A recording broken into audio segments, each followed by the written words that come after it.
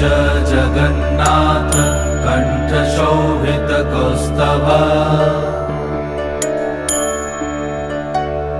पद्मनाभ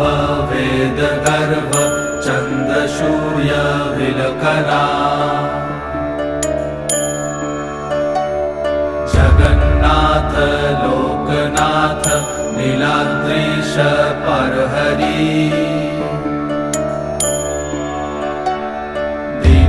दीनबन्धुर्दया सिन्धु कृपालु जनरक्षक